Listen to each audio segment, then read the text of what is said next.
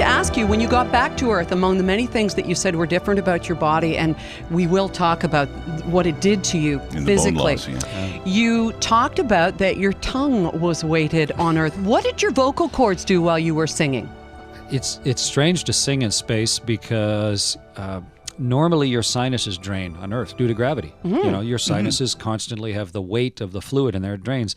Without gravity, your sinuses are perpetually full. There's nothing to drain your sinuses. Yeah. It's as if you stood in your head for days and then tried to sing. You're all congested, and it kind of swells up your tongue and your head a little bit. And so I found it. I normally get a resonance out of my voice when I sing into the lower notes, and I couldn't get any of that. There's no echoing through all the cavities or anything. It was just so I think I had a slightly higher pitched voice and a little different timbre to it. You sounded like Bowie. Really, you really did. And it's amazing our own ingenuity. You know how I don't think we were supposed to be in space, but somehow because of our ingenuity, we've somehow tackled all the problems. There are still lots of problems, but still a simple thing like the voice, tuning a guitar, simple little things, sinus, ears, it's all affected in space. Oh, yeah. When you take away gravity, the body does an amazing job of adapting. You got to ask why. How does our body know to adapt to weightlessness? But your body immediately starts shedding your skeleton when you get up there. The first time you pee into the toilet, your urine is full of calcium and minerals. The first time, because your body somehow says, well, there's no gravity. That doesn't hurt, though. No. Okay, no, it's not like passing a stone or anything like that. Okay. No, it's microscopic. But your body immediately starts getting rid of your skeleton. Somehow it knows it doesn't need it without gravity. So what would we evolve to in space, you think, ultimately, if we were weightless? I think we would build, if we developed as a fetus and then as a child, you'd build a whole different skeletal structure. It would your cartilage and the bone length and everything would be driven by very different forces. So we would evolve differently without gravity. So long as you never came back to Earth, I think it'd be great. And you had to work out daily, too, didn't you? I knew I was coming back to Earth. Right. So I didn't want to be a jellyfish when I got home. So I worked out 2 hours a day. We have a bicycle with no seat because you're just, you don't sit down. So a bicycle and then a treadmill. And there's big elastics, bungees hold you on the treadmill so that you're sort of have your normal weight. And then there's a big resistive exercise like a universal gym, like a Bowflex kind of thing called the Advanced Resistive Exercise Device, ARED. And I spent 2 hours a day on those three things, keeping myself healthy. Talking with Commander Chris Hadfield. Now, undoubtedly, there were moments that definitely made you sweat, and there was one story that certainly captured your imagination about what you thought were fireworks. Yeah, the ammonia leak. What was all that about? You thought it was some fireworks on Earth over Russia? Yeah, it was one of the cosmonauts brought it to my attention. It was Victory Day in Russia, Dien Pobedi, and he came and talked to me in Russian, of course, and said, "Hey, I'm seeing like fireworks outside. And Houston talked to you about those? Come have a look." And so I went to the window, and what he was talking about was like little sparks, little flashes of stuff coming out of the end of the spaceship. When you're the commander of a spaceship, you don't want to look out the window and see stuff pouring out of your ship. Sparks bad. Yeah. Yeah. And when we looked at the data up close, we saw that we had a pretty severe ammonia leak. Ammonia is the main blood of the space station. It's what cools it.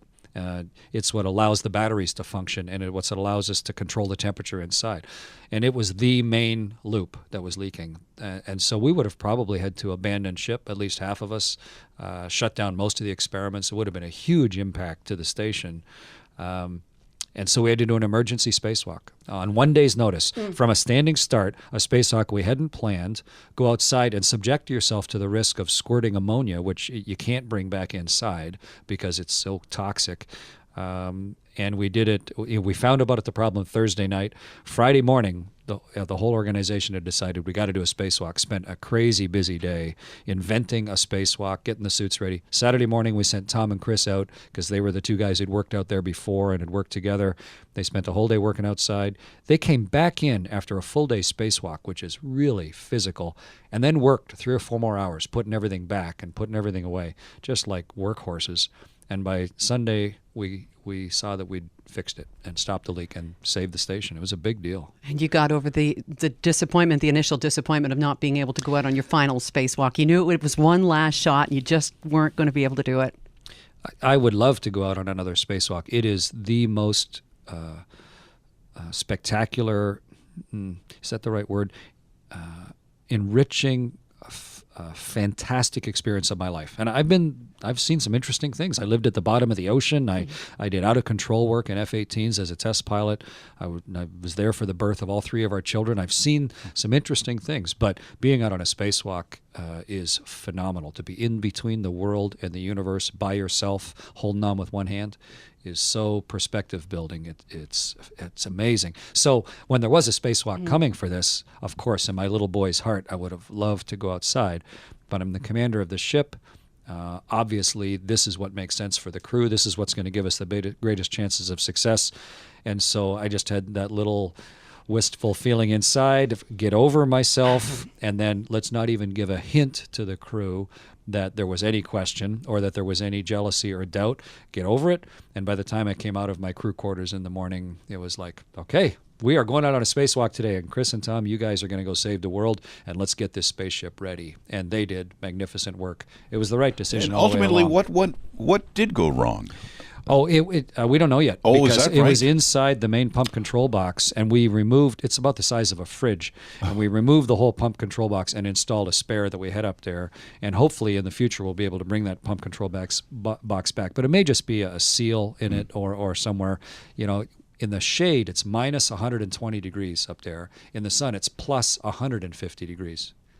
So imagine trying to design a seal for liquid ammonia that can take plus 150 to minus 120, and you go in and around the world every 90 minutes. So you get the super hot sun and then the incredibly cold dark over and over for decades. So it's a tough place to build anything. And expanding, and as sometimes seals do. Things leak.